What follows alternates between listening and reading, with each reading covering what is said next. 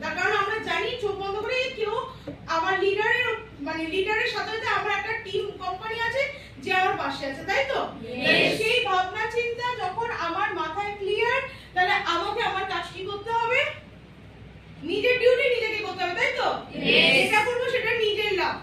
তো সেই জন্য নিজের ডিউটিটা নিজের জন্য করে যেতে হবে। সেখানে আমি রেস্ট নিলে কি হবে? আমি পিছিয়ে গেলাম, তাই তো? আর কেউ পিছচ্ছে না, আমি পিছিয়ে যাচ্ছি। আমি ভাবছি যেটা এগোবো, কিন্তু আমি নিজেকে রেস্ট দিয়ে দিয়েছি, তাহলে আমি পিছিয়ে যাচ্ছি। তাই জন্য কি এই ঠান্ডা লাগছে কি করে এই গরমে? এদিকে এসে বসো, ইস এদিকে এসে বসো, না বাইরে ঘুরে এসো তুমি।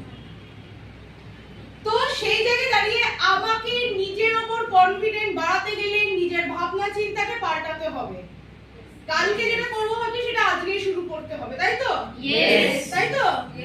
করেছে, সে এগিয়ে গেছে। সামনের লোকটাকে ভাবছি সে কি করে এগিয়ে গেল, সে আজকের কাজটা আজকেই করেছে, সে কালকে করবো বলে রেখে দেয়নি। বা ভাবছে এখনো কাল কি করবো সেটা না, সে ভাবনা চিন্তাকে ইমপ্লিমেন্ট করার জন্য দৌড়দৌড়ি করছে, আর আমি তাকে বসে দেখছি। কারণ আমি পিছিয়ে যাচ্ছি তো।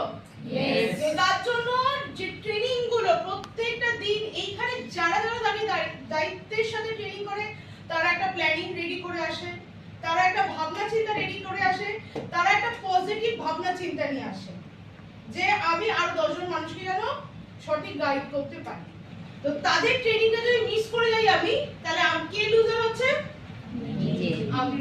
মানে সে রোজ দিচ্ছে বলে সে আরো ম্যাচিওর হয়ে যাচ্ছে, আর আমি বসে বসে না শুনছি মানে আমি আরো নিচের দিকে চলে যাচ্ছি।